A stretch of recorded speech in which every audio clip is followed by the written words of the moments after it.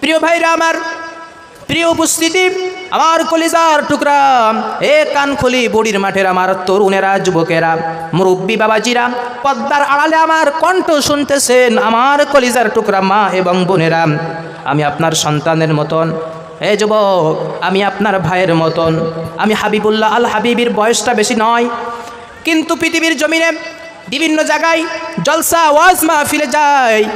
এই রিসেন্টলি রমজানের আগে বাংলাদেশে ওয়াজ করে আসলাম, আবার ইনশাআল্লাহ 26 তারিখের পরে বাংলাদেশেও জলসায় ঢুকবো। বিভিন্ন মানুষ আমাদেরকে তাদের কারগুজারিগুলো শোনায়।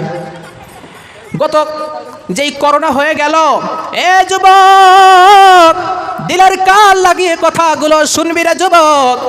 এই করোনা কালীনের ঘটনা আমি তোমাদেরকে শোনাই। ওই মুম্বাইতে কাজ করে এক যুবক, সকল গাড়ি ঘোড়া বন্ধ থাকায়, রোড বন্ধ থাকায় তারা একটা 4 চাকা ভাড়া করে তারা আসতেছিল কলকাতার উদ্দেশ্যে। তারা মুম্বাই থেকে আসার সময় দীর্ঘদিন পরে, দীর্ঘ 1 বছর পরে সন্তান, ওই যুবক বাড়ি আসবে, মায়ের কাছে ফোন করেছে, মা আমি তোমার সন্তান, আমি বাড়িতে আসব। এরকম ঈদের দিন রাতে বাড়িতে আসবে।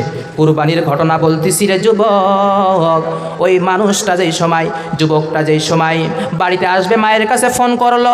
মা ফোন করার পরে ওই মা সন্তানকে বললেন, এই সন্তান আসো, তুমি আসো, তুমি আসাতে আমরা অনেকটা খুশি। তোমার ছোট ভাই, ছোট বোন, তোমার আব্বা, তোমার ফ্যামিলির সবাই অত্যন্ত খুশি, অত্যন্ত আনন্দিত। সন্তান তুমি আসবা, তোমাকে নিয়ে একত্রিত বসিয়ে আমরা খাওয়া দাওয়া করব, অনেক আনন্দ করব, অনেক মজা করব। ঈদগাহ ঈদের নামাজ তোমার বাবা, তোমার ভাই তোমাকে নিয়ে আদায় করবে। সন্তান দীর্ঘ 1 বছর পরে সন্তান আসছে, অনেক আনন্দ, সবাই অনেক আনন্দিত। এ যুবক, ভালো করে আমার দিলের কান লাগিয়ে কথাগুলো শুনবেন। এ আমার মা বোনেরা, আমি আপনার সন্তানের মতন কথাগুলো একটু দিলের কান লাগিয়ে শুনবেন। এ আমার মুরব্বীরা, একটু দিলের কান লাগিয়ে কথাগুলো শুনবেন। এই যুবক সন্তান ঈদের দিন রাতের সময় তারা 4 চাকায় প্রাইভেট গাড়ি নিয়ে তাদের সময় মুম্বাই থেকে রওনা হয়েছে।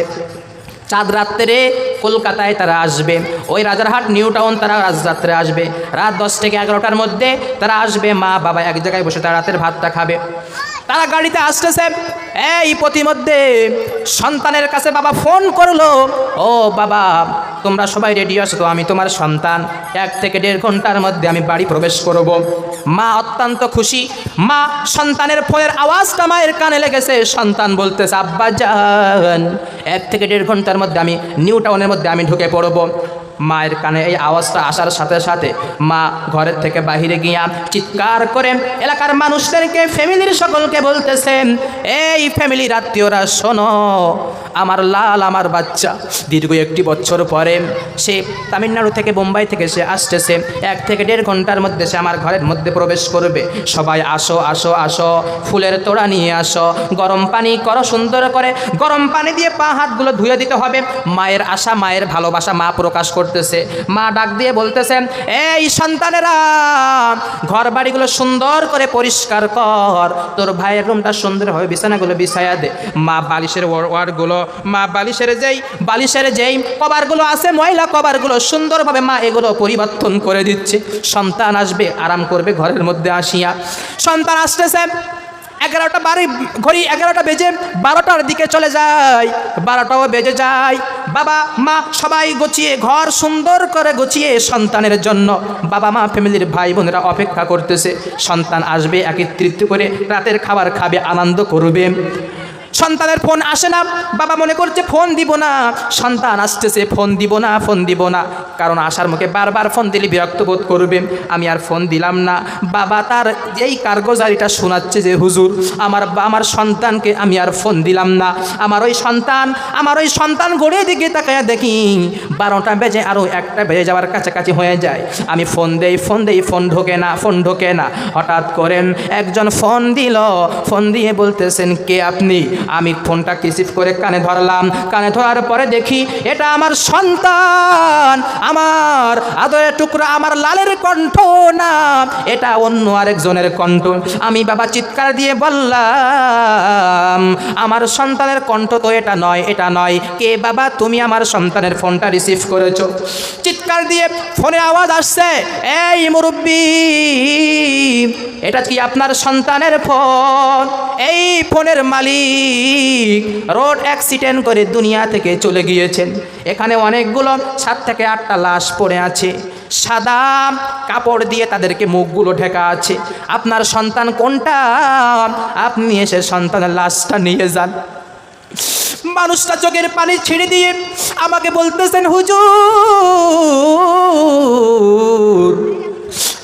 এই দুঃখের খবরটা আমার কানে আসা মাত্র আমি তার মাকে কিছু বললাম না। ঘরের মধ্যে গিয়া কিছু টাকা নিয়ে আমি সোট দিলাম তার সেই লোকেশনের জায়গায়। আমি ওই জায়গায় গিয়ে দেখি 6 থেকে 7টা লাশ শুয়ে আছে। আমি গিয়া মুখের কাপড় করে উঁচু করি আর আমার সন্তানকে আমি বাবা অসহায় হয়ে সন্তানকে খুঁজি। বাবা আমাকে বলতেছিল, হাবিবি সাহেব দেখি আমার সন্তানের মুখটা দেখার মতন নয়, অ্যাক্সিডেন্ট করে আমার সন্তান পৃথিবী থেকে চলে গিয়েছে। আমার সন্তানের বিবর্ষ চেহারাটা দেখে আমি বাবা জায়গায় আমি বেহুশ হয়ে গেলাম। আমি হুশ ফেরার পরে অ্যাম্বুলেন্স নিয়ে আমার সন্তানকে নিয়ে আমি আসছি। ওর মাকেও বলেনি সন্তান দুনিয়া থেকে চলে গিয়েছে। কিছুক্ষণ পরে যে সময় রাস্তা দিয়ে অ্যাম্বুলেন্সটা ঢুকতেছে, অ্যাম্বুলেন্সের হরেন বাজতেছে। আমার স্ত্রী আমাকে বলে, যখন আমি এইরকম গাড়ির আওয়াজ পেলাম আমি মনে করলাম আমার সন্তান আসছে। সকলকে আরেকবার ডাক দিয়ে বললাম, কে কোথায় আছিস? তোর বাবা তোর ভাইকে রিসিভ করার জন্য ছুটে গিয়েছে, তোর ভাই আসতেছে, সবাই রেডি থাক। গরম পানি আতর নিয়া সুন্দরভাবে ফুল টুল নিয়ে তোরা রেডি থাক, আমার সন্তান আসতেছে। বলতেছে, হুজুর যে সময় আমার সন্তানকে নিয়ে বাড়ির মধ্যে প্রবেশ করলাম, বাড়ির মধ্যে প্রবেশ করার পরে ওর মা চিৎকার দিয়ে বলতেছেন, রে সন্তান তোর কেন এমন হালত হলো? তোর জন্য এত সুন্দরভাবে থাকার জায়গা করলাম, সুন্দরভাবে ঘরগুলো এত সুন্দরভাবে সাজাইলাম, তোর ভাইয়ের এত সুন্দরভাবে তোর জন্য ফুলের তোড়া নিয়ে এসেছে। দীর্ঘদিন পরে তুই আমার মানিক, আমার লাল, আমার কোলে ফিরে আসবি। আমি মায়ের মনে কত বড় আনন্দ। আগামীকাল ঈদ করতে যাবে তোর বাবা, তোর ভাইয়েরা ঈদ করতে যাবে, তোকে নিয়ে আগে ভাবে ঈদ করতে যাবে। এ সন্তান, এমন অবস্থায় তুই কেন আমাদেরকে এই আনন্দটা ত্যাগ করে তুই চলে গেলি? মা কাঁদতে কাঁদতে মাও ফিট হয়ে যায়, মাও বেহুশ হয়ে যায়। মাকে হুশ আসার পরে ওই বাবা আমারে বলায়, রে হুজুর, আমারে বলে, হাবিবি সাহেব ওর মা এখনো পর্যন্ত দুনয়ন ছিঁড়ে কান্না করে। ওর মা এখনো পর্যন্ত ঈদ আসার পরে ওর মায়ের মুখে আর আনন্দ থাকে না। এ যুবক, এ আমার যুবতী বোনেরা, আমার কথাগুলো শোনো। এই যে একটা ঈদের মৌসুম, আগামীকাল ঈদ, এখানে অনেক বাবা হারা সন্তানেরা আসো, অনেক মা হারা সন্তানেরা আসো। যে ওই বাবার সাথে ঈদ করতে পারবো না, ওই মায়ের সাথে ঈদ করতে পারবো না, ওই বাবাকে হারাইছি, ওই মাকেও আমরা হারাইছি। তার মনে যে কত বড় ব্যথা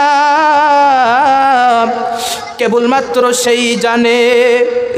এ যুবক, আগামীকাল ঈদের দিন, যাদের মা বেঁচে আছে, বাবা বেঁচে আছে, রে যুবক, ঈদগাহে যাওয়ার আগে ওই মা আর ওই বাবার পা দুটো ধরে সালাম করে, কদম মুচি করে মায়ের কাছ থেকে আর বাবার কাছ থেকে বলবার, এ মা, এ বাবা, উঠতে বসতে চলতে ফিরতে অনেক কষ্ট মা তোমাকে দিয়েছি, বাবা অনেক কষ্ট তোমাকে দিয়েছি। ও বাবা, তুমি মাথার ঘাম পায়ে ফেলাইয়া লোকের বাড়ি কাজ করে করে আমি সন্তানকে তুমি আহার জোগাইছো। আজ বাবা আমি সন্তান বড় হয়েছি, ঈদের দিন খুশির দিন মাফ করে দাও। এ যুবক, আগামীকাল ঈদের দিন সবাই মাফ চাবি রে যুবক। এ আমার বোনেরা, মায়ের বাবের পা ধরে মাফ চাইবারে মা। এ আমার মুরব্বীরা, এ আমার যুবক ভাইরা, শোনো শোনো শোনো। যাদের মা চলে গিয়েছেন, বাবা চলে গিয়েছেন, ওই মায়ের জন্য, ওই বাবার জন্য ওই গোরস্থানের নিকটে গিয়া একটু হাত তুলে বলবি,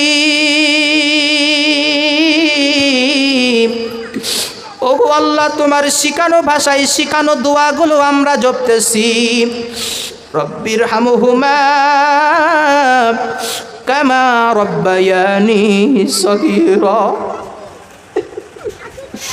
এ যুবক, ওই মার কবরের ধারে গিয়া, ওই বাবার কবরের ধারে গিয়া যদি যুবক, আল্লাহর নবী বলেন পিতা মাতা মৃত্যুর পরে দুনিয়াতে সব আমলের দরওয়াজাগুলো বন্ধ হয়ে যায়।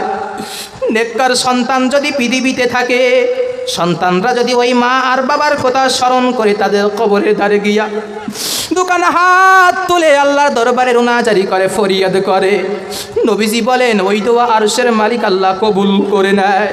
এ আমার সামনের মুরব্বীরা, যুবক ভাইরা, কথা দাও, কথা দাও। দুটো হাত আল্লাহ দরবারে উঁচু করো, সবাই হাত দুটো উঁচু করে ওয়াদা করো। আগামীকাল যাদের মা বেঁচে আছে, বাবা বেঁচে আছে, সবাই মা বাবার কদম মুসি করে সালাম করে দোয়া নিব। রাজি আছি তো ইনশাআল্লাহ? আর জোরে বলি ইনশাআল্লাহ। এই যুবক, হাত উঁচু করো, হাত উঁচু করে আল্লাহকে দেখিয়ে দাও। আমার সাথে সবাই হাত উঁচু করেন, সবাই হাত উঁচু করেন, আল্লাহকে দেখিয়ে দেন, ওগো আল্লাহ, যাদের মা চলে গিয়েছে, বাবা চলে গিয়েছে, আগামীকাল গোরস্থানের নিকটে গিয়া ওই মায়ের কথা, বাবার কথা স্মরণ করিয়া আল্লাহ আপনার কাছে আমরা ফরিয়াদ করব, ওগো আল্লাহ, আমার মা বাবাদের আপনি মাফ করে দেন। আর জোরে বলেন আমিন, আর জোরে বলেন আমিন। সবাই হাত নিচু করেন। এ আমার যুবক ভাই, এ আমার মা বোনেরা, মুরব্বীরা, আমি হাবিবুল্লাহ আল হাবিবি কারো বিরুদ্ধে কোনো ওয়াজ করি না। আজকে আপনাদের কাছে মা বাবার খেদমত সম্পর্কে একটু ওয়াজ করলাম। ওই মা আমারও আছে। আমি আপনাদের ফটকের দেলোয়ার শাহ বাবা জামে মসজিদের ইমাম। আমার বাড়ি হাঙ্গলগঞ্জ বসিরহাট। এই ঈদে আমার মায়ের সাথে আমি ঈদ করতে পারবো না। আমার বাবাকেও আমি হারাইলাম। আমার মনে কত বড় ব্যথা, আমার মনে কত বড় কষ্ট, এটা আমি তোমাকে বলে বোঝাইতে পারবো না। এখানে অনেকে আছে দেখো, যার বাবা নাই, যার মা নাই, সে জানে ওই বাবা না থাকা, মা না থাকা কত বড় কষ্ট। এ যুবক, ওই মাকে কষ্ট দিও না, ওই বাবাকে কষ্ট দিও না। আমার নবীজি হাদিসের মধ্যে ফরমান, হুমা জান্নাতুকা ওয়া নারুকা। ওই মা, ওই বাবা তোমার জন্য জান্নাত, আবার ওই মা, ওই বাবা তোমার জন্য জাহান্নাম। আমার নবীজি বলেন, ওই মা আর ওই বাবার কাছ থেকে যদি তুমি দোয়া নিতে পারো, ওই মা আর ওই বাবার কাছ থেকে যদি তুমি সৎ কাজ করে দোয়া নিতে পারো, ওই মা আর ওই বাবা তোমার জন্য জান্নাত হবে। বলুন সুবহানাল্লাহ। আমার নবীজি বলেন, ওই মা আর ওই বাবার সাথে যদি তুমি খারাপ আচরণ করো, ওই মা আর ওই বাবার সাথে যদি তুমি অসৎ আচরণ করো, ওই মা আর ওই বাবা তোমার জন্য হয়ে যাবে জাহান্নাম। ওই মা বাবার খেদমত আমরা সবাই করব। রাজি আছি তো ইনশাআল্লাহ? আর জোরে বলি ইনশাআল্লাহ। আল্লাহ পাক এই পুরা এলাকার মা বোনদেরকে কবুল করেন, বলেন আমিন। এলাকার মা এবং বাবাদেরকে আল্লাহ কবুল করেন, বলেন আমিন। এলাকার যত মুর্দেগান, এলাকার যত কবরস্থবাসী হয়ে গিয়েছেন, আল্লাহ পাক সকল কবরবাসীকে মাফ করে দেন, বলেন আমিন। আমার যুবক ভাইরা, আমার মুরব্বীরা, আমার মাইকের আওয়াজ যারা শুনছেন, আমি আপনাদেরকে এতটুকু মেসেজ দিতে চাই। আনন্দ চিত্রে আমরা রমজান মাসকে আমরা বিদায় দিলাম। এখন আমাদের মাঝে এই যে বিশাল আনন্দের মুহূর্ত ঈদ আছে বাবা, এই ঈদটা যেন আমরা ফ্যামিলিকে নিয়ে, মা বাবাকে নিয়ে সুন্দরভাবে কাটাই দিতে পারি, এই তৌফিক আল্লাহ আমাদের দান করেন, বলেন আমিন। আর জোরে বলেন আমিন।